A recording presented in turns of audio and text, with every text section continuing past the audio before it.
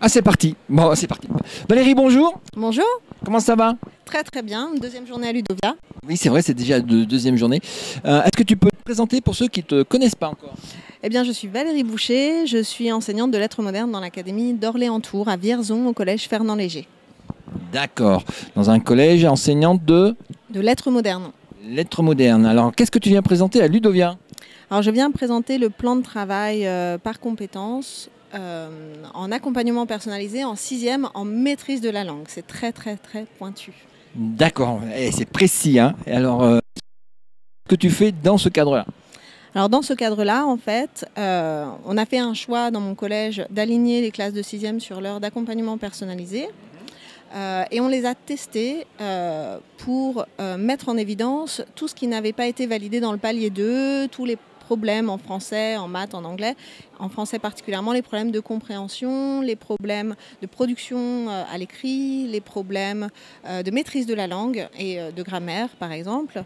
Et on s'est réparti les élèves en fonction des compétences qu'il restait à acquérir. Et moi, je m'occupe précisément de la maîtrise de la langue. Et je les fais travailler en plan de travail. En plan de travail. Alors, c'est quoi un plan de travail? Alors, un plan de travail, c'est une fiche qui en fait est un programme complet de ce que l'élève doit acquérir dans un temps donné et qui cible très précisément ses difficultés à lui. C'est-à-dire que le plan de travail de Thomas, ce ne sera pas le plan de travail de Christophe. Et, Chaque élève, j'allais dire étudiant, mais chaque élève a sa fiche perso en disant avec son nom, son prénom. Toi, aujourd'hui, tu as bossé ça, ça, ça, ça, ça. Et ça, c'est produit comment? Ah, non? alors en fait, c'est un plan. Donc l'élève est complètement autonome sur 7 semaines. Sur 7 semaines. Voilà, sur 7 séances.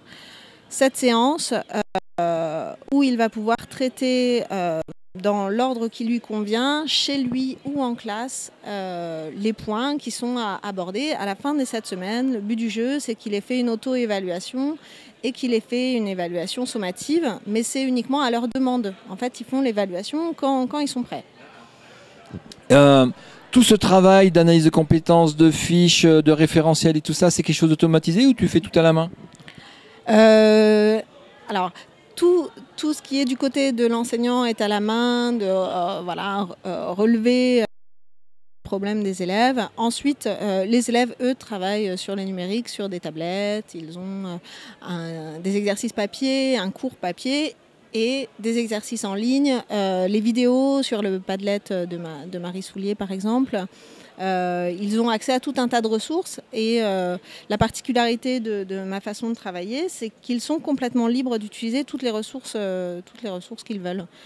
Donc il y a vraiment une liberté totale de ne pas continuer à la maison, d'aller à son rythme, tant qu'au bout des 7 semaines, le travail est fait. Tu viens de dire que les élèves avaient la liberté de diffuser leur production. C'est visible où tout ça? Alors, ils ont la liberté de visionner les productions des autres. C'est-à-dire que moi, quand je fais des capsules pour les 5e, elles sont compréhensibles à peu près pour les 3e, en tout cas au début de mes capsules vidéo. Donc, je me base sur le travail des autres parce qu'il y a plein de capsules qui sont faites par des gens très très bien, des gens très compétents, ou par les élèves de gens très compétents. Et mes élèves vont sur quelques-unes de mes capsules, mais essentiellement sur les capsules des autres qui sont toutes regroupées, donc ils ne trouvent pas sur une vidéo glauque sur YouTube. Ils sont sur le Padlet en fait. Alors, j'ai vu que tu avais un fil Twitter aussi sur lequel on pouvait retrouver ça, qui s'appelle Postscriptum Val. Postscriptum Val. Donc c'est là-dessus que tu tweets un peu ton expérience, tes retours. Oui, je tweete mes retours et je fais partie aussi du FabNum, qui est un groupe qui s'est créé après Ludovia 12e édition. 12e édition, donc l'année dernière. Donc c'est quoi ce groupe FabNum? Alors le FabNum, en fait, c'est des gens qui se sont rencontrés ici, qui s'étaient pour la plupart jamais vus avant et qui se sont ratés parce qu'à Ludovia il y a trop de choses à voir en même temps. Voilà, là je suis en train de rater quelque chose et ces gens ont voulu échanger et puis se présenter en fait ce qu'ils avaient manqué et voilà, là on fait des hangouts à peu près tous les mois.